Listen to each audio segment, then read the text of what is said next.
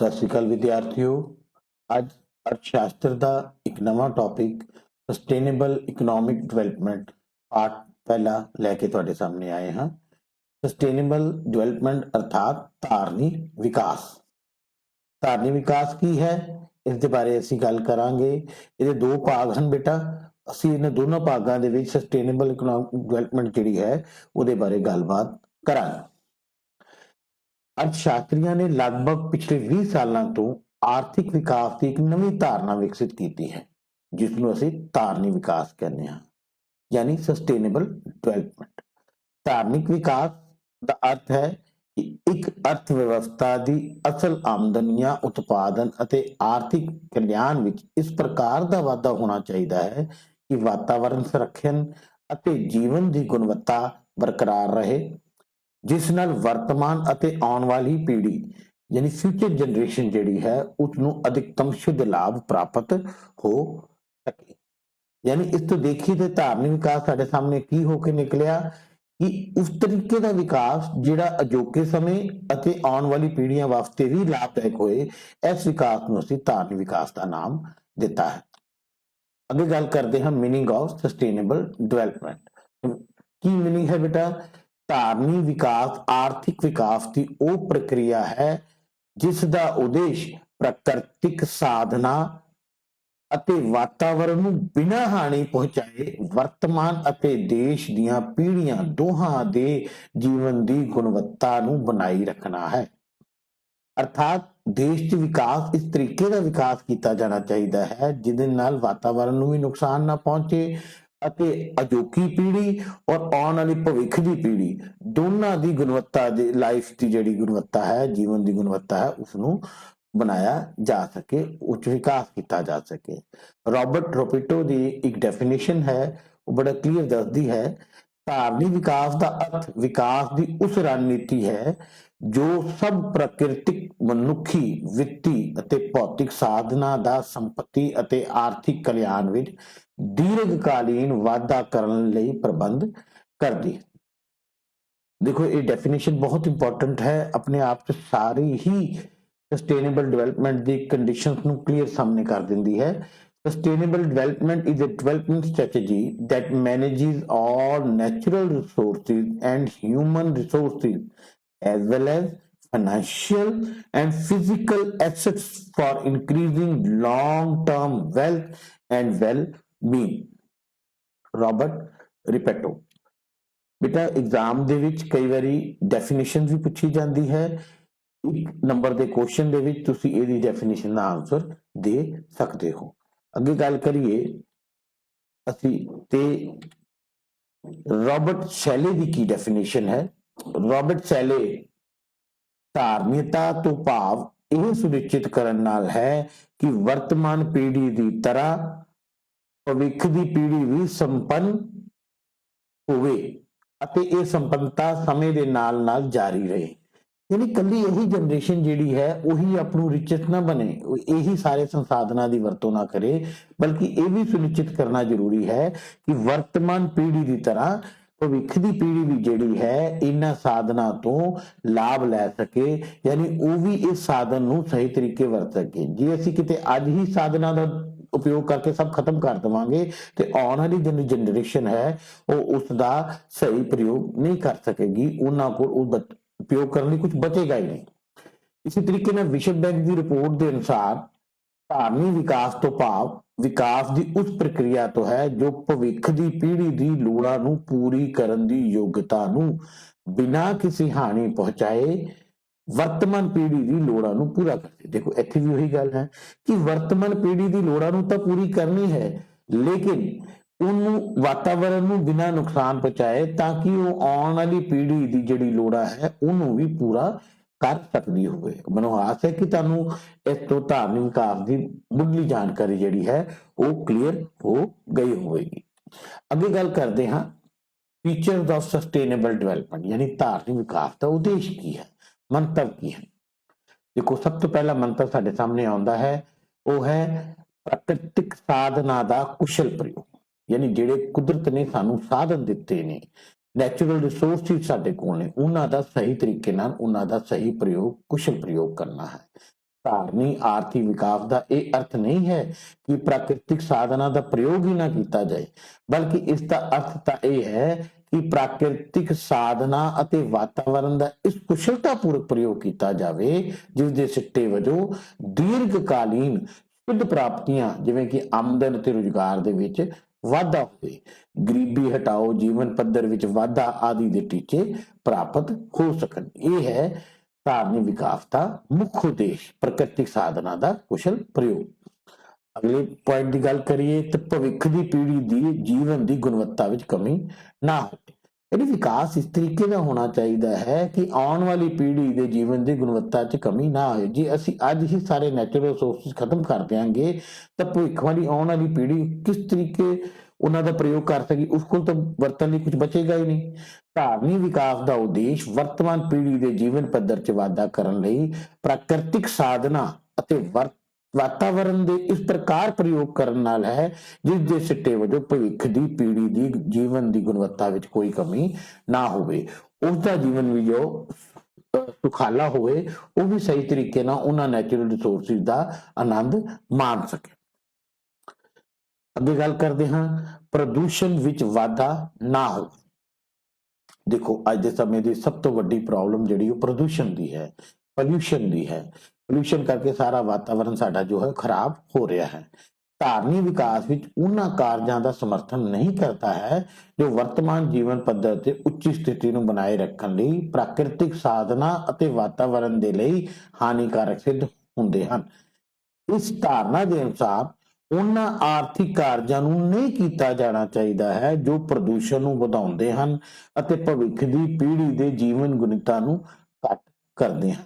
ਯਾਨੀ ਪ੍ਰਦੂਸ਼ਣ ਦੇ ਨਾਲ ਅੱਜ ਦੀ ਪੀੜ੍ਹੀ ਨੂੰ ਨੁਕਸਾਨ ਤਾਂ ਹੋ ਹੀ ਰਿਹਾ ਹੈ, ਲੇਕਿਨ ਆਉਣ ਵਾਲੇ ਸਮੇਂ ਦੇ ਪੀੜ੍ਹੀ ਵਾਸਤੇ ਵੀ ਬਹੁਤ ਹੀ ਨੁਕਸਾਨਦਾਇਕ ਸਿੱਟੇ ਸਾਹਮਣੇ ਆਉਂਦੇ ਨੇ। ਇਸ ਕਰਕੇ ਧਾਰਨੀ ਵਿਕਾਸ ਇਹਦਾ ਸਮਰਥਨ ਨਹੀਂ ਕਰਦਾ ਹੈ, ਆਰਥਿਕ ਵਿਕਾਸ ਨੂੰ ਸੀਮਿਤ ਨਹੀਂ ਕਰਦੀ। ਧਾਰਨੀ ਵਿਕਾਸ ਦਾ ਇਹ ਟੀਚਾ ਨਹੀਂ ਹੈ ਕਿ ਆਰਥਿਕ ਵਿਕਾਸ ਨੂੰ ਸੀਮਿਤ ਕੀਤਾ ਜਾਵੇ। ਇਸ ਦਾ ਟੀਚਾ ਇਹ ਹੈ ਕਿ ਪ੍ਰਾਕਿਰਤਿਕ ਸਾਧਨਾਂ ਅਤੇ ਵਾਤਾਵਰਣ ਵਿੱਚ ਹੀ ਨਹੀਂ ਬਲਕਿ ਭਵਿੱਖ ਵਿੱਚ ਵੀ ਆਰਥਿਕ ਵਿਕਾਸ ਦੀ ਦਰ ਨੂੰ ਕਾਇਮ ਰੱਖਿਆ ਜਾ ਸਕੇ। ਯਾਨੀ ਕਿ ਆਰਥਿਕ ਵਿਕਾਸ ਦੇ ਨਾਲ ਅਜਿਹੇ ਯਤਨ ਕੀਤੇ ਜਾਣ ਕਿ ਆਉਣ ਵਾਲੇ ਭਵਿੱਖ ਦੇ ਵਿੱਚ ਵੀ ਆਰਥਿਕ ਵਿਕਾਸ ਦੀ ਜਿਹੜੀ ਦਰ ਹੈ ਉਹ ਵੀ ਕਾਇਮ ਰਵੇ। ਇਸ ਤਰੀਕੇ ਦੇ ਨਾਲ ਜਿਹੜਾ ਧਾਰਨੀ ਵਿਕਾਸ ਹੈ ਉਹ ਅੱਜ ਦੇ ਸਮੇਂ ਔਰ ਭਵਿੱਖ ਦੋਨਾਂ ਨੂੰ ਨਾਲ ਲੈ ਕੇ ਚੱਲਣ ਦੀ ਗੱਲ ਕਰਦਾ ਹੈ। ਵੰਡ ਸੰਬੰਧੀ ਸਮਾਨਤਾ, ਧਾਰਨੀ ਵਿਕਾਸ ਦੀ ਧਾਰਨਾ ਵੰਡ ਸੰਬੰਧੀ ਸਮਾਨਤਾ ਤੇ ਜ਼ੋਰ ਦਿੰਦੀ ਹੈ।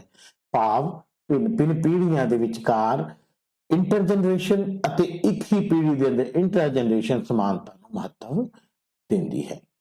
ਪੂੰਜੀ ਦੀਆਂ 3 ਕਿਸਮਾਂ ਦਾ ਤਰਕ, ਪੂੰਜੀ ਦੀ 3 ਕਿਸਮਾਂ ਜਿਵੇਂ ਮਨੁੱਖੀ ਪੂੰਜੀ, ਜਿਵੇਂ ਸਿੱਖਿਆ ਆਦਿ, ਭੌਤਿਕ ਪੂੰਜੀ, ਮਸ਼ੀਨਾਂ, ਔਜ਼ਾਰ, ਪ੍ਰਾਕਿਰਤਿਕ ਪੂੰਜੀ, ਪ੍ਰਾਕਿਰਤਿਕ ਸਾਧਨ, ਸ਼ੁੱਧ ਹਵਾ, ਸਾਫ਼ ਪਾਣੀ, ਇਸ ਸੁਰੱਖਿਅਤ ਦੇ ਉੱਤੇ ਜ਼ੋਰ ਦਿੰਦੀ ਹੈ। ਦੇਖੋ ਬਹੁਤ ਇੰਪੋਰਟੈਂਟ ਗੱਲ ਹੈ।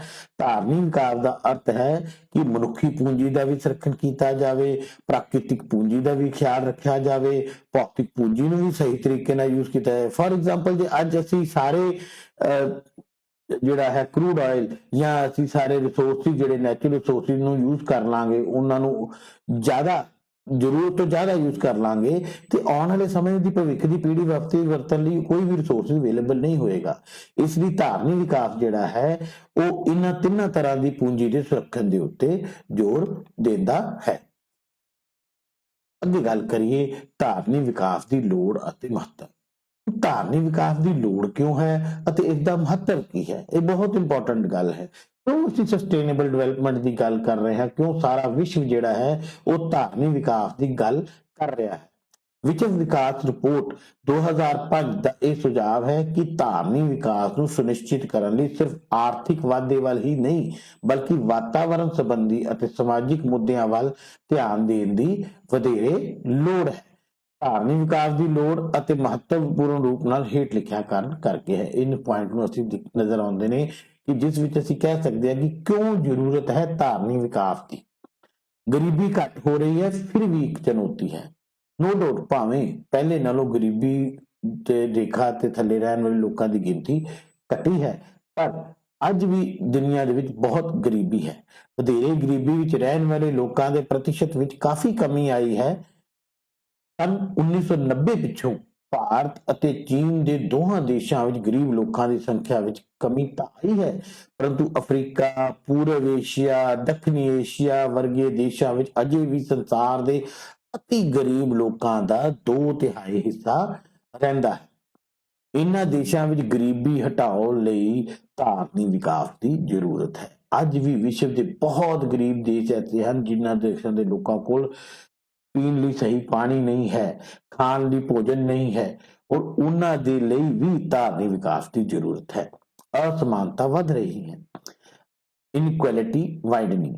20 ਸਭ ਤੋਂ ਵੱਧ ਗਰੀਬ ਦੇਸ਼ਾਂ ਦੀ ਤੁਲਨਾ ਵਿੱਚ 20 ਸਭ ਤੋਂ ਅਮੀਰ ਦੇਸ਼ਾਂ ਵਿੱਚ ਔਸਤ ਆਮਦਨ 37 ਗੁਣਾ ਵੱਧ ਹੈ। ਪਿਛਲੇ 40 ਸਾਲਾਂ ਵਿੱਚ ਸਭ ਤੋਂ ਵੱਧ ਗਰੀਬ ਦੇਸ਼ਾਂ ਵਿੱਚ ਵਿਕਾਸ ਘੱਟ ਹੋਣ ਕਾਰਨ ਇਹ ਅਨੁਪਾਤ 2 ਗੁਣਾ ਹੋ ਚੁੱਕਿਆ ਹੈ। ਕਈ ਹੋਰ ਦੇਸ਼ਾਂ ਵਿੱਚ ਵੀ ਅਜਿਹੇ ਹੀ ਅਸਮਾਨਤਾ ਵਿੱਚ ਵਾਧਾ ਹੋਇਆ ਹੈ। ਅਸਮਾਨਤਾਵਾਂ ਵਿੱਚ ਕਮੀ ਲਿਆਉਣ ਲਈ ਧਾਰਨੀ ਵਿਕਾਸ ਦੀ ਲੋੜ ਹੈ। ਦੇਖੋ ਇੱਥੇ ਬੜਾ ਕਲੀਅਰ ਕੱਟ ਹੋ ਗਿਆ ਸਾਡੇ ਕੋਲ ਕਿ ਧਾਰਨੀ ਵਿਕਾਸ ਜਿਹੜਾ ਹੈ ਉਹ ਗਰੀਬੀ ਘਟਾਉਣ ਲਈ ਵੀ ਜ਼ਰੂਰੀ ਹੈ, ਅਤੇ ਅਸਮਾਨਤਾ ਜੋ ਸਾਰੇ ਦੇਸ਼ਾਂ ਦੇ ਵਿੱਚ ਵੱਧ ਰਹੀ ਹੈ, ਗਰੀਬ ਹੋਰ ਗਰੀਬ ਹੋ ਰਿਹਾ ਹੈ, ਅਮੀਰ ਹੋਰ ਅਮੀਰ ਹੋ ਰਿਹਾ ਹੈ, ਉਹਦੀ ਜਿਹੜੀ ਵੰਡ ਹੈ ਉਹਨੂੰ ਵੀ ਸਹੀ ਕਰਨ ਦੀ ਲੋੜ ਹੈ, ਔਰ ਇਸ ਦੇ ਲਈ ਸਭ ਤੋਂ ਇੰਪੋਰਟੈਂਟ ਸਟੈਪ ਧਾਰਨੀ ਵਿਕਾਸ ਹੀ ਹੈ। ਅੱਗੇ ਗੱਲ ਕਰਦੇ ਹਾਂ ਸੰਘਰਸ਼ ਵਿਨਾਸ਼ਕਾਰੀ। ਬਹੁਤ ਸਾਰੇ ਦੇਸ਼ਾਂ 'ਚ ਆਪਸੀ ਸੰਘਰਸ਼ ਜਿਹੜਾ ਉਹ ਚੱਲ ਰਿਹਾ ਹੈ, ਸਿਵਲ ਵਾਰ ਚੱਲ ਰਹੀਆਂ ਨੇ। 1990 ਵਿੱਚ 46 ਦੇਸ਼ਾਂ ਵਿੱਚ ਜਿਹੜੇ ਨੇ ਉਹ ਸੰਘਰਸ਼ਾਂ ਵਿੱਚ ਉਲਝੇ ਸਨ। ਇਹ ਸੰਘਰਸ਼ ਮੁੱਖ ਤੌਰ ਤੇ ਸਿਵਲ ਸਨ। ਇਹਨਾਂ ਸੰਘਰਸ਼ਾਂ ਵਿੱਚ ਦੁਨੀਆ ਦੇ ਸਭ ਤੋਂ ਵੱਧ ਗਰੀਬ ਦੇਸ਼ਾਂ ਦਾ ਅੱਧੇ ਤੋਂ ਵੱਧ ਹਿੱਸਾ 33 ਵਿੱਚੋਂ 17 ਸ਼ਾਮਲ ਸੀ। ਇਹਨਾਂ ਸੰਘਰਸ਼ਾਂ ਦੀ ਲਾਗਤ ਬਹੁਤ ਵੱਧ ਸੀ, ਜਿਸ ਨੇ ਭੂਤਕਾਲੀਨ ਵਿਕਾਸ ਉਪਲਬਧੀਆਂ ਨੂੰ ਨਸ਼ਟ ਕਰ ਦਿੱਤਾ ਹੈ ਅਤੇ ਉਸਦੇ ਪਿੱਛੇ ਨਸ਼ਟ ਸੰਪਤੀ ਅਤੇ ਅਵਿਸ਼ਵਾਸ ਨੂੰ ਛੱਡਿਆ ਹੈ, ਜੋ ਭਵਿੱਖ ਵਿੱਚ ਮਿਲਣ ਵਾਲੇ ਲਾਭਾਂ ਵਿੱਚ ਰੁਕਾਵਟ ਬਣਨਗੇ। ਹਵਾ ਪ੍ਰਦੂਸ਼ਣ। ਵਿਕਾਸਸ਼ੀਲ ਦੇਸ਼ਾਂ ਦੇ ਨਗਰਾਂ ਵਿੱਚ ਹਵਾ ਪ੍ਰਦੂਸ਼ਣ ਦਾ ਪੱਧਰ ਜ਼ਿਆਦਾ ਹੈ, ਜੋ ਸਿਹਤ ਲਈ ਹਾਨੀਕਾਰਕ ਹੈ।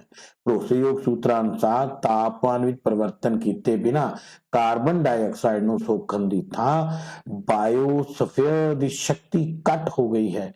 ਪਿਛਲੇ 50 ਸਾਲਾਂ ਵਿੱਚ ਵਧੇਰੇ ਨਾਈਟ੍ਰੋਜਨ, ਜੋ ਮੁੱਖ ਤੌਰ ਤੇ ਖਾਦਾਂ ਅਤੇ ਮਨੁੱਖੀ ਸੀਵਰੇਜਾਂ ਤੋਂ ਉਤਪੰਨ ਹੁੰਦੀ ਹੈ, ਨੇ ਵਿਸ਼ਵ ਨਾਈਟ੍ਰੋਜਨ ਸਾਈਕਲ ਤੇ ਕਾਬੂ ਪਾਉਣਾ ਸ਼ੁਰੂ ਕਰ ਦਿੱਤਾ ਹੈ। ਇਸ ਨਾਲ ਭੂਮੀ ਉਪਜਾਊ ਸ਼ਕਤੀ, ਝੀਲਾਂ ਅਤੇ ਨਦੀਆਂ ਵਿੱਚ ਪਾਣੀ ਤੇ ਪ੍ਰਤੀਕੂਲ ਪ੍ਰਭਾਵ ਪਿਆ ਹੈ। ਦੇਖੋ ਅੱਜ ਵੀ ਅਸੀਂ ਦੇਖ ਰਹੇ ਹਾਂ, ਰੋਜ਼ ਖਬਰਾਂ ਸੁਣਨੇ ਹਾਂ, ਸਾਡੇ ਦੇਸ਼ ਦੇ ਵਿੱਚ ਪੋਲੂਸ਼ਨ ਦਾ ਸਤਰ ਕਿੰਨਾ ਵੱਧ ਰਿਹਾ ਹੈ। ਦਿੱਲੀ ਜੋ ਦੇਸ਼ ਦੀ ਰਾਜਧਾਨੀ ਹੈ ਉਹ ਪ੍ਰਦੂਸ਼ਣ ਦੀ ਰਾਜਧਾਨੀ ਵੀ ਬਣ ਗਈ ਹੈ।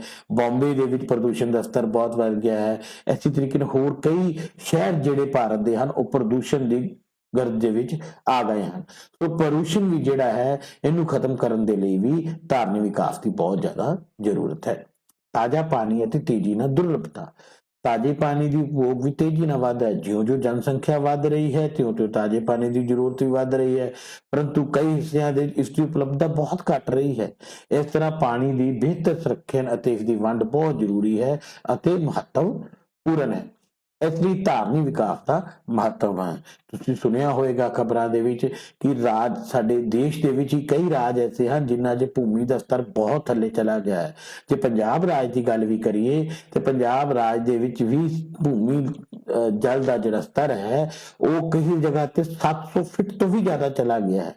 ਚੇਨਈ ਵਰਗੇ ਰਾਜ ਦੇ ਵਿੱਚ ਲਗਭਗ ਜ਼ਮੀਨ ਦੀ ਹੇਠੋਂ ਪਾਣੀ ਹੀ ਖਤਮ ਹੋ ਗਿਆ ਹੈ। ਇਸ ਲਈ ਕਈ ਐਸੇ ਰਾਜ ਹਨ ਜਿਨ੍ਹਾਂ ਦੇ ਪਾਣੀ ਦਾ ਅਤੀ ਦੋਹਨ ਕਰਨ ਦੇ ਕਾਰਨ ਪਾਣੀ ਜੋ ਜ਼ਮੀਨ ਦੇ ਵਿੱਚੋਂ ਖਤਮ ਹੁੰਦਾ ਜਾ ਰਿਹਾ ਹੈ, ਔਰ ਜਿਹਨੂੰ ਇਕੱਠੇ ਹੁੰਦੇ ਹਜ਼ਾਰਾਂ ਸਾਲ ਲੱਗੇ ਸਨ, ਅਸੀਂ ਸਾਡੀ ਇਸ ਪੀੜ੍ਹੀ ਨੇ ਬਹੁਤ ਛੇਤੀ ਹੀ ਖਤਮ ਕਰ ਦਿੱਤਾ। ਇਸ ਨੂੰ ਸਹੀ ਰੱਖਣ ਦੀ ਧਾਰਨੀ ਵਿਕਾਸ ਦੀ ਜ਼ਰੂਰਤ ਹੈ। ਮਿੱਟੀ ਦਾ ਨਿਗਾਰ। ਸੰਨ 1950 ਤੋਂ ਲੈ ਕੇ ਹੁਣ ਤੱਕ 20 ਲੱਖ ਹੈਕਟਰ ਭੂਮੀ ਦਾ ਨਿਗਾਰ ਜਾਂ ਪਤਨ ਹੋਇਆ ਹੈ। ਕੁਝ ਖੇਤਰਾਂ ਵਿੱਚ ਉਤਪਾਦਕਤਾ ਬਹੁਤ ਹਾਨੀ ਹੋਈ। ਇਸ ਨਾਲ ਧਾਰਨੀ ਵਿਕਾਸ ਦਾ ਲੋੜੀਂਦਾ ਜੋ ਵਿਕਾਸ ਹੈ ਉਹ ਸੰਭਵ ਨਹੀਂ ਹੋ, ਔਰ ਬੜੇ ਖਤਰਨਾਕ ਜਿਹੜੇ ਸਿੱਟੇ ਹੈ ਉਹ ਸਾਡੇ ਸਾਹਮਣੇ ਆਏ ਹਨ। ਵੰਡ ਨਸ਼ਟ ਹੋ ਰਹੇ ਹਨ। ਇਸ ਦੇ ਬਾਰੇ ਤੁਸੀਂ ਸਾਰੇ ਜਾਣਦੇ ਹੋ ਕਿ ਦੁਨੀਆ ਦੇ ਕਿਸ ਤਰੀਕੇ ਦੇ ਨਾਲ ਲਗਾਤਾਰ ਜੰਗਲ ਕੱਟੇ ਜਾ ਰਹੇ ਹਨ। ਵਨ ਵਿਨਾਸ਼ ਤੇਜ਼ੀ ਨਾਲ ਵੱਧਦਾ ਜਾ ਰਿਹਾ ਹੈ। 1960 ਤੋਂ ਹੁਣ ਤੱਕ ਟ੍ਰੋਪੀਕਲ ਜੰਗਲਾਂ ਦਾ 1/5 ਹਿੱਸਾ ਸਮਾਪਤ ਹੋ ਚੁੱਕਾ ਹੈ। लगभग 20% हिस्सा समाप्त हो चुका है। अनाज ਅਤੇ खेती संगठन फूड एंड एग्रीकल्चर ऑर्गेनाइजेशन ਦੇ ਅਨੁਸਾਰ 1980 ਤੋਂ 95 ਚ ਲਗਭਗ 20 ਕਰੋੜ ਹੈਕਟਰ ਜੰਗਲਾਂ ਦਾ ਨਾਸ਼ ਹੋ ਚੁੱਕਾ ਹੈ। ਵਿਕਾਸਸ਼ੀਲ ਦੇਸ਼ਾਂ ਵਿੱਚ ਜੰਗਲ ਦੇ ਨਸ਼ਟ ਹੋਣ ਕਾਰਨ ਹਨ ਕਈ ਕਾਰਨ ਹਨ, ਜਿਵੇਂ ਜੰਗਲਾਂ ਦੇ ਬਗਾਨਾਂ ਅਤੇ ਪਸ਼ੂ ਫਾਰਮਾਂ 'ਚ ਵੱਡੇ ਪੈਮਾਨੇ ਤੇ ਪਰਿਵਰਤਨ ਹੋਣਾ, ਜੀਵਨ ਨਿਰਵਾਹ ਦੀ ਖੇਤੀ ਦਾ ਵਿਸਤਾਰ ਹੋਣਾ, ਜੰਗਲਾਂ ਦੇ ਵਿਨਾਸ਼ ਨੂੰ ਰੋਕਣ ਲਈ ਧਾਰਨੀ ਵਿਕਾਸ ਦੀ ਜ਼ਰੂਰਤ ਹੈ। ਜੈਵਿਕ ਵਿਭਿੰਨਤਾ ਦੀ ਲੁਪਤ ਹੋ ਰਹੀ ਹੈ। ਬਾਇਓਡਾਇਵਰਸਿਟੀ ਸਾਡੀ ਧਰਤੀ ਦੀ ਸਭ ਤੋਂ ਵੱਡੀ ਖੂਬਸੂਰਤ ਚੀਜ਼ ਹੀ ਬਾਇਓਡਾਇਵਰਸਿਟੀ ਹੈ। ਕਈ ਸਥਾਨਾਂ ਤੇ ਵਿਨਾਸ਼ਕਾਰੀ ਪ੍ਰਵਿਰਤੀਆਂ ਕਾਰਨ ਕਈ ਪੌਦਿਆਂ ਅਤੇ ਜਾਨਵਰਾਂ ਦੀ ਸ਼੍ਰੇਣੀਆਂ ਲਗਭਗ ਖਤਮ ਹੋ ਗਈਆਂ ਹਨ। ਵਿਸ਼ਵ ਜੈਵਿਕ ਵਿਭਿੰਨਤਾ ਦਾ 1/3 ਹਿੱਸਾ ਪ੍ਰਾਕਿਰਤਿਕ ਆਫਤਾਂ ਕਾਰਨ ਅਤੇ ਮਨੁੱਖੀ ਬੇਰਹਿਮੀ ਕਾਰਨ ਸਮਾਪਤੀ ਦੇ ਕਿਨਾਰੇ ਖੜਾ ਹੈ। ਮੱਛੀ ਉਦਯੋਗ ਘਟ ਰਿਹਾ ਹੈ। ਮੱਛੀ ਉਦਯੋਗ ਉਸ ਦੀ ਉਤਪਾਦਕਤਾ ਘਟ ਰਹੀ ਹੈ। ਵਿਸ਼ਵ ਅਤੇ ਮਨੁੱਖੀ ਬੇਰਹਿਮੀ ਕਾਰਨ ਡਰਿਆ ਹੋਇਆ ਹੈ, ਸਮਾਪਤੀ ਦੇ ਕਿਨਾਰੇ ਖੜਾ ਹੈ। ਮੂੰਗੇ ਦੀਆਂ ਚਟਾਨਾਂ ਦਾ ਲਗਭਗ 53% ਅਤੇ ਸਾਰੀ ਮੱਛੀ ਜਾਤੀਆਂ ਦਾ 3 ਤੋਂ 4% ਮਨੁੱਖੀ ਕਾਰਨਾਂ ਕਰਕੇ ਸਮਾਪਤੀ ਦੇ ਕਿਨਾਰੇ ਖੜਾ ਹੈ। ਸੰਸਾਰ ਦੀ 10% ਵਪਾਰ ਮੱਛੀ ਦਾ ਪੂਰਨ ਸ਼ੋਸ਼ਣ ਕੀਤਾ ਜਾ ਰਿਹਾ ਹੈ ਅਤੇ ਇਹ ਖੇਤਰ ਘੱਟ ਦੀ ਉਪਜ ਦਾ ਸਾਹਮਣਾ ਕਰ ਰਿਹਾ ਹੈ। ਦੇਖੋ ਬੇਟਾ ਕਿੰਨੀ ਕਲੀਅਰ ਗੱਲ ਹੈ ਕਿ ਧਾਰਨੀ ਵਿਕਾਸ ਤੋਂ ਬਗੈਰ ਕਿੰਨਾ ਵੱਡਾ ਨੁਕਸਾਨ ਅਸੀਂ ਆਪਣੇ এনवायरमेंट ਨੂੰ ਪਹੁੰਚਾ ਰਹੇ ਹਾਂ। ਚਾਹੇ ਉਹ ਸਾਡਾ ਬਾਇਓਡਾਇਵਰਸਿਟੀ ਦੀ ਗੱਲ ਹੈ, ਭਾਵੇਂ ਸਾਡੇ ਜੰਗਲਾਂ ਦੀ ਗੱਲ ਹੈ, ਭਾਵੇਂ ਮੱਛੀ ਉਦਯੋਗ ਦੀ ਗੱਲ ਹੈ, ਮੂੰਗੇ ਦੀ ਚਟਾਨਾਂ ਦੀ ਗੱਲ ਹੈ, ਇਹ ਸਾਰੀ ਚੀਜ਼ਾਂ ਸਾਡੇ ਗਲਤ ਤਰੀਕੇ ਦੇ ਵਿਕਾਸ ਦੇ ਨਾਲ ਜਾਂ ਦੁਰਵਰਤੋਂ ਦੇ ਕਾਰਨ ਖਤਮ ਹੁੰਦੀਆਂ ਜਾ ਰਹੀਆਂ ਹਨ ਔਰ ਆਉਣ ਵਾਲੀ ਭਵਿੱਖ ਵਾਲੀ ਪੀੜ੍ਹੀ ਸ਼ਾਇਦ ਇਸ ਤੋਂ ਵਾਂਝ ਹੀ ਰਹਿ ਜਾਏ। ਅੱਗੇ ਗੱਲ ਕਰੀਏ difference between economic growth, economic development and sustainable development. ਇਹਦੇ ਬਾਰੇ ਗੱਲ ਕਰਦੇ ਹਾਂ, ਤਿੰਨਾਂ ਚੀਜ਼ਾਂ 'ਚ ਅੰਤਰ ਕੀ ਹੈ। ਪਹਿਲੀ ਗੱਲ ਕਰਦੇ ਹਾਂ economic growth. Economic growth is an increase in production of goods and services in economy, increase in capital goods, labor force, technology and human capital all contribute to the economic growth. इसका अर्थ है प्रति व्यक्ति असल आमदन च दीर्घकालीन वाਧਾ। इसका प्रयोग आम तौर ते विकसित अर्थव्यवस्था ਦੇ ਲਈ ਕੀਤਾ ਜਾਂਦਾ ਹੈ। ਇਸ ਵਿੱਚ ਆਮਦਨ ਦੀ ਵੰਡ ਨੂੰ ਨਜ਼ਰਅੰਦਾਜ਼ ਕੀਤਾ ਜਾਂਦਾ ਹੈ। ਇਹ ਵਾਤਾਵਰਣ ਸੰਰਖਣ ਅਤੇ ਪ੍ਰਦੂਸ਼ਣ ਨੂੰ ਵੀ ਨਜ਼ਰਅੰਦਾਜ਼ ਕਰਦਾ ਹੈ। ਇਸ ਵਿੱਚ ਪ੍ਰਾਕਿਰਤਿਕ ਸੰਪਤੀ ਦਾ ਕਾਫੀ ਹੱਦ ਤੱਕ ਸ਼ੋਸ਼ਣ ਹੁੰਦਾ ਹੈ। ਆਰਥਿਕ ਵਿਕਾਸ उसका मतलब है आर्थिक विकास करना, उसके नाल कोई ना संबंध नहीं है कि वातावरण इस तो खराब हो रहा है या प्रदूषण हो रहा है या प्राकृतिक संपत्ति का शोषण हो रहा है। ऐसे इस गल नूं ध्यान च नहीं रखा जाता। ये इकोनॉमिक ग्रोथ की परिभाषा है। जे उस तो अगे चलीए तो साडे कोल आंदी है आर्थिक विकास, economic development. Economic development is a wider concept and has qualitative dimensions. Economic development implies economic growth plus progressive changes in certain important variables which determine the well-being of the people. For example, health and education. इसका अर्थ है प्रति व्यक्ति असल आमदन ਅਤੇ ਜਨ ਕਲਿਆਣ ਵਿੱਚ ਦੀਰਘਕਾਲੀਨ ਵਾਧਾ, ਜਿਸ ਦਾ ਪ੍ਰਯੋਗ ਆਮ ਤੌਰ ਤੇ ਅਲਪ ਵਿਕਸਿਤ ਅਰਥਵਿਵਸਥਾ ਲਈ ਕੀਤਾ ਜਾਂਦਾ ਹੈ। ਇਸ ਵਿੱਚ ਆਮਦਨ ਦੀ ਵੰਡ ਨੂੰ ਨਜ਼ਰਅੰਦਾਜ਼ ਨਹੀਂ ਕੀਤਾ ਜਾਂਦਾ। ਇਹ ਵਾਤਾਵਰਣ ਸੰਰਖਣ ਅਤੇ ਪ੍ਰਦੂਸ਼ਣ ਨੂੰ ਖਾਸ ਮਹੱਤਵ ਨਹੀਂ ਦਿੰਦਾ ਹੈ। ਇਸ ਦੇ ਅਧੀਨ ਵੀ ਪ੍ਰਾਕਿਰਤਿਕ ਸੰਪਤੀ ਦਾ ਸ਼ੋਸ਼ਣ ਹੁੰਦਾ ਹੈ। ਇਹ ਅਰਥਵਿਵਸਥਾ ਵਿੱਚ ਸੰਰਚਨਾਤਮਕ, ਤਕਨੀਕੀ ਅਤੇ ਸੰਸਥਾਗਤ ਪਰਿਵਰਤਨਾਂ ਤੇ ਖਾਸ ਜ਼ੋਰ ਦਿੰਦਾ ਹੈ। ਹੁਣ ਅਸੀਂ ਤੀਸਰੀ ਦੀ ਗੱਲ ਕਰਦੇ ਹਾਂ ਅਸੀਂ ਸਸਟੇਨੇਬਲ ਡਿਵੈਲਪਮੈਂਟ। यानी सस्टेनेबल डेवलपमेंट जो सोशल भी है, एनवायरमेंट भी है, इकोनॉमिक्स भी है। Sustainable development is the development that means the needs of the present without compromising the ability of future generation to meet their own need. ਅੱਜ ਦੀ ਜ਼ਰੂਰਤਾਂ ਨੂੰ ਪੂਰਾ ਕਰਨਾ, ਲੇਕਿਨ ਭਵਿੱਖ ਦੀ ਜਨਰੇਸ਼ਨ ਦੀ ਜ਼ਰੂਰਤਾਂ ਦੇ ਨਾਲ ਸਮਝੌਤਾ ਨਹੀਂ। इसका अर्थ है प्रति व्यक्ति असल आमदन, जल कल्याण ਅਤੇ ਭਵਿੱਖ ਦੀ ਪੀੜ੍ਹੀ ਅਤੇ ਵਰਤਮਾਨ ਪੀੜ੍ਹੀ ਦੋਹਾਂ ਪੀੜ੍ਹੀਆਂ ਦੇ ਆਰਥਿਕ ਕਲਿਆਣ ਨੂੰ ਕਾਇਮ ਰੱਖਣਾ ਹੈ। ਇਸ ਦਾ ਪ੍ਰਯੋਗ ਵਿਕਸਿਤ ਅਤੇ ਅਲਪ ਵਿਕਸਿਤ ਦੋਵੇਂ ਪ੍ਰਕਾਰ ਦੀ ਅਰਥਵਿਵਸਥਾ ਲਈ ਕੀਤਾ ਜਾਂਦਾ ਹੈ। ਇਹ ਵਾਤਾਵਰਣ ਸੰਰਖਣ ਅਤੇ ਪ੍ਰਦੂਸ਼ਣ ਤੋਂ ਬਚਾਅ ਨੂੰ ਖਾਸ ਮਹੱਤਵ ਦਿੰਦਾ ਹੈ। ਇਸ ਵਿੱਚ ਪ੍ਰਾਕਿਰਤਿਕ ਸੰਪਤੀ ਦਾ ਵਿਚਾਰਪੂਰਨ ਅਤੇ ਉਚਿਤ ਪ੍ਰਯੋਗ ਹੁੰਦਾ ਹੈ ਤਾਂ ਜੋ ਭਵਿੱਖ ਦੀ ਪੀੜ੍ਹੀ ਨੂੰ ਕੋਈ ਹਾਨੀ ਨਾ ਹੋਵੇ। ਇਹ ਅਰਥ ਵਿਵਸਥਾ ਵਿੱਚ ਸੰਰਚਨਾਤਮਕ, ਤਕਨੀਕੀ ਅਤੇ ਸੰਸਥਾਗਤ ਪਰਿਵਰਤਨ ਤੇ ਕੋਈ ਖਾਸ ਜ਼ੋਰ ਨਹੀਂ ਦਿੰਦਾ ਹੈ। ਇਸ ਤਰੀਕੇ ਨਾਲ ਬੇਟਾ ਤੁਹਾਡੇ ਕੋਲ ਤਿੰਨੋਂ ਇਕਨੋਮਿਕ ਗਰੋਥ, ਇਕਨੋਮਿਕ ਡਿਵੈਲਪਮੈਂਟ ਅਤੇ ਸਸਟੇਨੇਬਲ ਡਿਵੈਲਪਮੈਂਟ ਤਿੰਨਾਂ ਦੀ ਪਰਿਭਾਸ਼ਾਵਾਂ ਤੁਹਾਡੇ ਸਾਹਮਣੇ ਕਲੀਅਰ ਹੋਈਆਂ। ਹੁਣ ਚੱਲਦੇ ਹਾਂ ਅੱਗੇ ਅਸੀਂ effect of economic development on resources. Economic development ਆਰਥਿਕ ਵਿਕਾਸ ਦਾ ਜਿਹੜੇ ਸਾਧਨਾਂ ਤੇ ਕੀ ਅਸਰ ਪੈਂਦਾ ਹੈ। ਸਾਧਨਾਂ ਦੇ ਵਧੇਰੇ ਪ੍ਰਯੋਗ ਦੇ ਕਾਰਨ ਉਹਨਾਂ ਦੀ ਉਪਲਬਧਤਾ ਸੀਮਿਤ ਹੋ ਗਈ ਹੈ। ਜਾਣਦੇ ਹੋ ਲਗਾਤਾਰ ਜਦੋਂ ਅਸੀਂ ਕਿਸੇ ਸਾਧਨਾਂ ਨੂੰ ਯੂਜ਼ ਕਰੀਏ, ਜਿਸ ਤਰ੍ਹਾਂ ਪਾਣੀ ਦੀ ਐਗਜ਼ਾਮਪਲ ਤੁਹਾਡੇ ਸਾਹਮਣੇ ਹੈ ਕਿ ਪਾਣੀ ਦੇ ਜ਼ਿਆਦਾ ਵਰਤੋਂ ਕਰਨਾ, ਦੁਰਵਰਤੋਂ ਕਰਨ ਦੇ ਨਾਲ ਉਹਦੀ ਉਪਲਬਧਤਾ ਘੱਟ ਹੋ ਗਈ ਹੈ। ਸਾਫ਼ ਪਾਣੀ ਦੀ ਵਿਗਿਆਨ ਅਤੇ ਤਕਨੀਕ ਦੇ ਵਿਕਾਸ ਕਾਰਨ ਪ੍ਰਾਕਿਰਤਿਕ ਸਾਧਨਾਂ ਦਾ ਇਸਤੇਮਾਲ ਤੇਜ਼ੀ ਨਾਲ ਵਧਿਆ ਹੈ।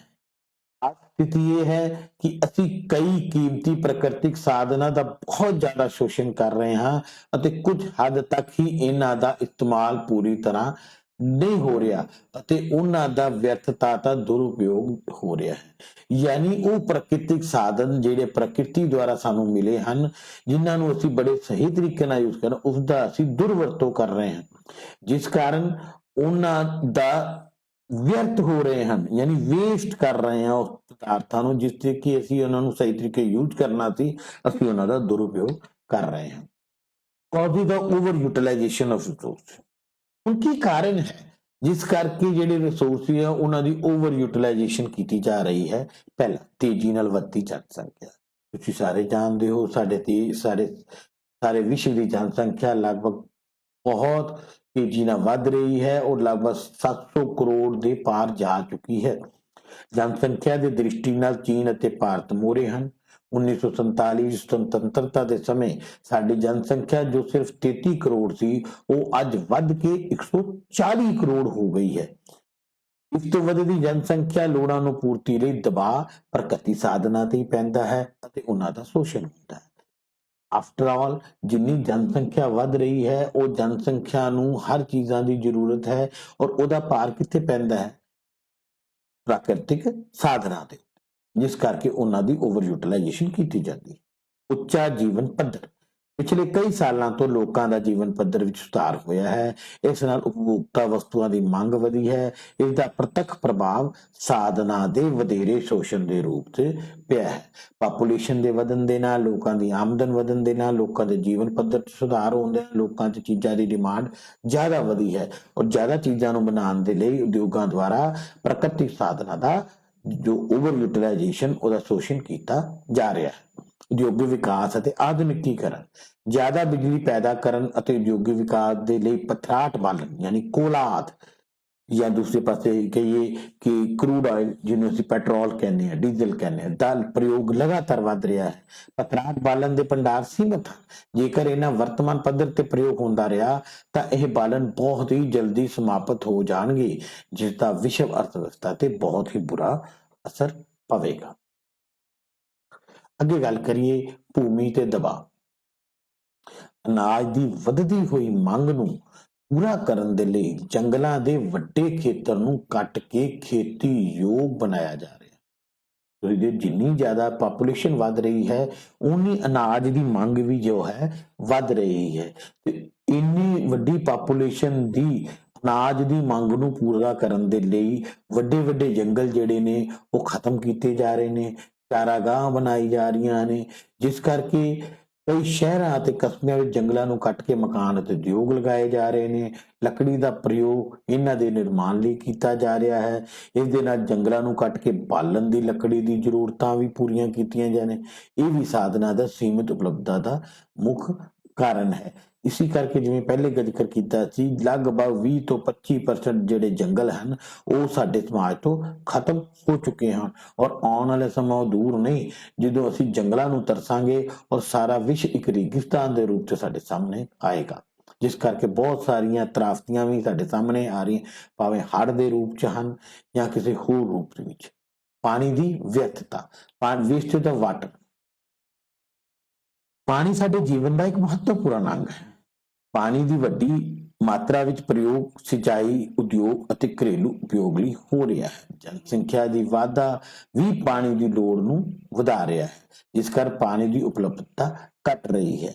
ਪਾਣੀ ਦੇ ਦੇਖਿਕ ਸਰੋਤ ਦੇਖਿਆ ਜਾਏ, ਸਾਡੀਆਂ ਨਦੀਆਂ ਨੇ, ਸਾਡੇ ਦਰਿਆ ਨੇ ਜਾਂ ਭੂਮੀ ਦੇ ਹੇਠਲਾ ਪਾਣੀ ਹੈ। ਗਲੋਬਲ ਵਾਰਮਿੰਗ ਕਰਕੇ ਸਾਡੇ ਗਲੇਸ਼ੀਅਰ ਵੀ ਪਿਘਲ ਰਹੇ ਹਨ ਔਰ ਧਰਤੀ ਦੇ ਅੰਦਰੋਂ ਜਿਹੜਾ ਅਸੀਂ ਪਾਣੀ ਕੱਢ ਰਹੇ ਹਾਂ ਉਹ ਜ਼ਿਆਦਾ ਦੋਹਨ ਕਰਕੇ ਧਰਤੀ ਦੇ ਸਾਫ਼ ਪਾਣੀ ਦਾ ਜਿਹੜਾ ਸਤਰ ਹੈ ਉਹ ਬਹੁਤ ਨੀਵਾਂ ਜਾ ਚੁੱਕਿਆ ਹੈ। ਇਸ ਦੀ ਵੱਧ ਮੰਗ ਨੂੰ ਦੇਖਦਿਆਂ ਹੋਇਆਂ ਭੂਮੀਗਤ ਸਰੋਤਾਂ ਤੋਂ ਪਾਣੀ ਲਿਆ ਜਾ ਰਿਹਾ ਹੈ, ਇਹਦੇ ਹੇਠਾਂ ਪਾਣੀ ਦਾ ਪੱਧਰ ਘਟ ਰਿਹਾ ਹੈ। ਕਈ ਖੇਤਰਾਂ 'ਚ ਖੂਹਾਂ ਦਾ ਪਾਣੀ ਲਗਭਗ ਖਤਮ ਹੋ ਗਿਆ ਹੈ, ਜਿਸ ਨਾਲ ਲੋਕਾਂ ਨੂੰ ਬਹੁਤ ਕਠਿਨਾਈਆਂ ਦਾ ਸਾਹਮਣਾ ਕਰਨਾ ਪੈ ਰਿਹਾ ਹੈ। How to prevent overutilization resources? Overutilization ਨੂੰ ਕਿਸ ਤਰ੍ਹਾਂ ਰੋਕਿਆ ਜਾ ਸਕਦਾ ਹੈ? ਇਹ ਬਹੁਤ ਇੰਪੋਰਟੈਂਟ ਪੁਆਇੰਟ ਹੈ ਬੇਟਾ। ਇਹ ਕੁਐਸਚਨ ਵੀ ਪੇਪਰ ਤੇ ਪੁੱਛਿਆ ਜਾ ਸਕਦਾ ਹੈ ਕਿ ਤੁਸੀਂ ਸਾਧਨਾਂ ਦਾ ਦੁਰਉਪਯੋਗ ਕਿੱਦਾਂ ਰੋਕ ਸਕਦੇ ਹੋ, ਕਿਸ ਤਰੀਕੇ ਇਹਨਾਂ ਨੂੰ ਤੁਸੀਂ ਸਹੀ ਤਰੀਕੇ ਇੱਕ ਧਾਰਨੀ ਵਿਕਾਸ ਵੱਲ ਲੈ ਕੇ ਜਾ ਸਕਦੇ ਹੋ। ਜੇਕਰ ਅਸੀਂ ਆਪਣੇ ਸੀਮਿਤ ਸਾਧਨਾਂ ਦਾ ਇਸੇ ਤਰ੍ਹਾਂ ਹੀ ਵੱਧ ਤੋਂ ਵੱਧ ਅਤੇ ਵਿਅਰਥ ਕੰਮਾਂ 'ਚ ਪ੍ਰਯੋਗ ਕਰਦੇ ਰਹੇ ਤਾਂ ਉਹ ਦਿਨ ਦੂਰ ਨਹੀਂ ਜਦੋਂ ਇਹ ਸਾਧਨ ਖਤਮ ਹੋ ਜਾਣਗੇ। ਜੇ ਧਰਤੀ ਹੇਠਾਂ ਪਾਣੀ ਖਤਮ ਹੋ ਗਿਆ ਤਾਂ ਬੇਟਾ ਸੋਚੋ ਕਿ ਅਸੀਂ ਪਾਣੀ ਕਿੱਥੋਂ ਲੈ ਪਾਵਾਂਗੇ। ਅਸੀਂ ਪੀਣ ਲਈ ਜਾਂ ਹੋਰ ਕੰਮ ਜੋ ਕਰਨੇ ਹਨ, ਜੇ ਪਾਣੀ ਵਰਤਿਆ ਜਾਂਦਾ ਹੈ ਉਹ ਕਿਸ ਤਰੀਕੇ ਕਰ ਸਕਾਂਗੇ। ਇਸ ਤਰ੍ਹਾਂ ਵਰਤਮਾਨ ਅਤੇ ਭਵਿੱਖ ਦੀ ਪੀੜ੍ਹੀਆਂ ਲਈ ਇਹਨਾਂ ਨੂੰ ਬਚਾ ਕੇ ਰੱਖਣਾ ਵੀ ਬਹੁਤ ਜ਼ਰੂਰੀ ਹੈ। ਇਸ ਵਿੱਚ ਕੁਝ ਵਿਚਾਰ ਹੇਠਾਂ ਹਨ। ਜੰਗਲਾਂ ਦੀ ਕਟਾਈ ਤੇ ਰੋਕ ਅਤੇ ਵਧੇਰੇ ਰੁੱਖ ਅਤੇ ਪੌਦੇ ਲਗਾਉਣਾ, ਇਹ ਸਭ ਤੋਂ ਇੰਪੋਰਟੈਂਟ ਹੈ। ਜੰਗਲ ਜਿਸ ਹਿਸਾਬ ਨਾਲ ਕੱਟੇ ਜਾ ਰਹੇ ਹਨ ਉਸ ਤੇ ਰੋਕ ਲਗਾਉਣੀ ਚਾਹੀਦੀ ਹੈ ਅਤੇ ਵੱਧ ਤੋਂ ਵੱਧ ਰੁੱਖ ਜਿਹੜੇ ਹੈ ਉਹ ਆਪਣੇ ਆਲੇ ਦੁਆਲੇ ਲਗਾਉਣੇ ਚਾਹੀਦੇ ਹਨ। ਸਰਕਾਰਾਂ ਇਸ ਵਾਸਤੇ ਬਹੁਤ ਕੰਮ ਕਰ ਰਹੀਆਂ ਹਨ, ਪਰ ਉਹ ਕੰਮ ਇੰਨਾ ਨਹੀਂ ਹਨ ਜੋ ਕਿ ਇਨਵਾਇਰਮੈਂਟ ਨੂੰ ਜਾਂ ਵਾਤਾਵਰਣ ਨੂੰ ਸੁਰੱਖਿਅਤ ਕਰ ਸਕੇ। ਇਸ ਕਰਕੇ ਇਸ ਕੰਮ ਨੂੰ ਜੰਗਲ ਲਗਾਉਣ ਤੇ ਹੋਰ ਜ਼ੋਰ ਦੇਣੇ ਚਾਹੀਦਾ ਹੈ। दूसरा, जितों तक संभव हो सके प्रयोग किए पदार्थों का पुनर्प्रयोग करना। रीसाइकलिंग, ਅੱਜ ਦੀ ਡੇਟ 'ਚ ਸਾਰਾ ਵਿਸ਼ਵ ਰੀਸਾਈਕਲਿੰਗ ਦੇ ਉੱਤੇ ਬਹੁਤ ਜ਼ੋਰ ਦੇ ਰਿਹਾ ਹੈ ਕਿ ਜੋ ਤੁਸੀਂ ਸਾਧਨ ਤੁਸੀਂ ਕੁਦਰਤ ਤੋਂ ਲੈ ਰਹੇ ਹੋ, ਜ਼ਰੂਰੀ ਨਹੀਂ ਕਿ ਹੋਰ ਸਾਧਨ ਦਾ ਦੋਹਨ ਕਰਨਾ ਹੈ, ਬਲਕਿ ਉਸ ਸਾਧਨਾਂ ਦਾ ਰੀਸਾਈਕਲਿੰਗ ਕਰਕੇ ਉਹਨਾਂ ਦਾ ਪੁਨਰ ਪ੍ਰਯੋਗ ਕਰਨਾ ਵੀ ਇੱਕ ਬਹੁਤ ਹੀ ਇੰਪੋਰਟੈਂਟ ਵੇ ਹੈ ਜਿਹਦੇ ਨਾਲ ਅਸੀਂ ਧਾਰਨੀ ਵਿਕਾਸ 'ਚ ਮਦਦਗਾਰ ਹੋ ਸਕਾਂਗੇ। ਜੰਗਲੀ ਜਾਨਵਰਾਂ ਦੇ ਸ਼ਿਕਾਰਾਂ ਨੂੰ ਰੋਕਣਾ, ਬਹੁਤ ਸਾਰੇ ਜੰਗਲੀ ਜਾਨਵਰਾਂ ਦਾ ਸ਼ਿਕਾਰ ਅਫਰੀਕਾ ਜਾਂ ਹੋਰ ਕਈ ਦੇਸ਼ਾਂ ਦੇ ਵਿੱਚ, ਭਾਰਤ ਦੇ ਵਿੱਚ ਜਾਂ ਅਫਰੀਕਨ ਕੰਟਰੀ ਦੇ ਵਿੱਚ ਕੀਤਾ ਜਾ ਰਿਹਾ ਹੈ, ਜਿਹਦੇ ਨਾਲ ਇਕੋਲੋਜੀਕਲ ਬੈਲੈਂਸ ਵੀ ਜਿਹੜਾ ਵਿਗੜਦਾ ਹੈ। ਉਸ ਨੂੰ ਵੀ ਰੋਕਣਾ ਚਾਹੀਦਾ ਹੈ। ਇਹ ਨਾ ਹੋਵੇ ਕਿ ਆਉਣ ਵਾਲੇ ਸਮੇਂ ਦੇ ਵਿੱਚ ਸਾਨੂੰ ਜੰਗਲੀ ਜਾਨਵਰ ਸਿਰਫ ਫੋਟੋਆਂ 'ਤੇ ਜਾਂ ਅਜਾਇਬ ਘਰਾਂ 'ਚ ਹੀ ਨਜ਼ਰ ਆਉਣ, ਹੋਰ ਅਸੀਂ ਕਦੀ ਦੇਖ ਹੀ ਨਾ ਸਕੀਏ। ਅੱਜ ਵੀ ਕਈ ਅਜਿਹੇ ਜਿਹੜੇ ਜਾਨਵਰ ਹਨ ਉਹ ਬਾਇਓਡਾਇਵਰਸਿਟੀ ਜਿਹੜੇ ਕਿ ਬਿਲਕੁਲ ਹੀ ਖਤਮ ਹੋ ਚੁੱਕੇ ਹਨ। ਸਾਧਨ ਪ੍ਰਯੋਗ ਕੁਸ਼ਲਤਾ ਵਿੱਚ ਵਾਧਾ ਕਰਨਾ, ਭਾਵ ਇਹਨਾਂ ਦੇ ਘੱਟ ਪ੍ਰਯੋਗ ਨਾਲ ਵਧੇਰੇ ਉਤਪਾਦਨ ਕਰਨਾ ਅਤੇ ਇਹਨਾਂ ਨੂੰ ਵਿਅਰਥ ਹੋਣ ਤੋਂ ਰੋਕਣਾ। ਇਹ ਵੀ ਇੱਕ ਬਹੁਤ ਇੰਪੋਰਟੈਂਟ ਹੈ ਕਿ ਸਾਧਨਾਂ ਦੀ ਆਪਟੀਮਮ ਯੂਟਿਲਾਈਜੇਸ਼ਨ ਕੀਤੀ ਜਾਣੀ ਚਾਹੀਦੀ ਹੈ। ਜਲ ਦਾ ਪ੍ਰਯੋਗ ਕਰਨਾ ਅਤੇ ਇਸ ਨੂੰ ਵਿਅਰਥ ਹੋਣ ਤੋਂ ਰੋਕਣਾ, ਊਰਜਾ ਨੂੰ ਬਚਾ ਕੇ ਰੱਖਣਾ ਅਤੇ ਨਵੇਂ ਊਰਜਾ ਸਾਧਨਾਂ ਨੂੰ ਲੱਭਣਾ ਅਤੇ ਉਹਨਾਂ ਦਾ ਪ੍ਰਯੋਗ ਕਰਨਾ। ਆਲਟਰਨੇਟਿਵ ਸੋਰਸਿਸ ਆਫ એનર્ਜੀ ਜਿਵੇਂ ਸੋਲਰ એનર્ਜੀ ਹੋ ਗਿਆ, ਵਿੰਡ એનર્ਜੀ ਹੋ ਗਿਆ, ਉਹਨਾਂ ਦਾ ਪ੍ਰਯੋਗ ਕਰਨਾ ਜਿਹਦੇ ਨਾਲ ਕਿ ਜ਼ਿਆਦਾ ਪੁਰਾਣੇ ਜਿਹੜੇ ਸੋਰਸ ਹੈ ਉਹਨਾਂ ਤੇ ਦਬਾਅ ਨਾ ਪਏ। ਵਧੇਰੇ ਮੱਛੀ ਪਕੜਨ ਤੇ ਰੋਕ ਲਗਾਉਣੀ ਤਾਂ ਕਿ ਮੱਛੀਆਂ ਦੀ ਜੋ ਪ੍ਰਜਾਤੀਆਂ ਲੁਪਤ ਹੋ ਰਹੀਆਂ ਹਨ ਉਹ ਕੁਝ ਬਚ ਸਕਣ, ਉਹਨਾਂ ਤੇ ਵੀ ਰੋਕ ਲਗਾਉਣੀ। ਮੈਂ ਸਮਝਦਾ ਬੇਟਾ ਕਿ ਤੁਸੀਂ ਅੱਜ ਸਸਟੇਨੇਬਲ ਇਕਨੋਮਿਕ ਡਿਵੈਲਪਮੈਂਟ ਪਾਰਟ 1 ਦੇ ਵਿੱਚ ਧਾਰਨੀ ਵਿਕਾਸ ਦੇ ਮਤਲਬ ਨੂੰ ਸਮਝ ਚੁੱਕੇ ਹੋਵੋਗੇ। ਧਾਰਨੀ ਵਿਕਾਸ ਕੀ ਹੈ, ਇਸ ਦੀ ਕਿਉਂ ਜ਼ਰੂਰਤ ਹੈ, ਕਿਉਂ ਇਸ ਦੇ ਉੱਤੇ ਬਹੁਤ ਜ਼ੋਰ ਦਿੱਤਾ ਜਾ ਰਿਹਾ ਹੈ ਔਰ ਕਿਸ ਤਰੀਕੇ ਧਾਰਨੀ ਵਿਕਾਸ ਨੂੰ ਕੀਤਾ ਜਾ ਸਕਦਾ ਹੈ ਜਾਂ ਕਿਹੜੇ ਤਰੀਕੇ ਵਰਤੇ ਜਾ ਸਕਦੇ ਹਨ ਜਿਸ ਨਾਲ ਕਿ ਅਸੀਂ ਕੁਦਰਤੀ ਸਾਧਨਾਂ ਦਾ ਸਹੀ ਤਰੀਕੇ ਨਾਲ ਪ੍ਰਯੋਗ ਕਰੀਏ ਤਾਂ ਅਸੀਂ ਔਰ ਆਉਣ ਵਾਲੀ ਜਿਹੜੀ ਭਵਿੱਖ ਦੀ ਜਿਹੜੀ ਜਨਰੇਸ਼ਨ ਹੈ, ਪੀੜ੍ਹੀ ਹੈ, ਉਹ ਵੀ ਉਹਨਾਂ ਸਾਧਨਾਂ ਤੋਂ ਉਨਾ ਹੀ ਆਨੰਦ ਮਾਣ ਸਕੇ। ਸੋ ਬੇਟਾ ਅੱਜ ਦੇ ਲੈਕਚਰ 'ਚ ਇਹਨਾਂ, ਇਸ ਦਾ ਭਾਗ ਦੂਸਰਾ ਫਿਰ ਤੁਹਾਡੇ ਸਾਹਮਣੇ ਪੇਸ਼ ਕਰਾਂਗੇ। ਥੈਂਕ ਯੂ ਬੇਟਾ।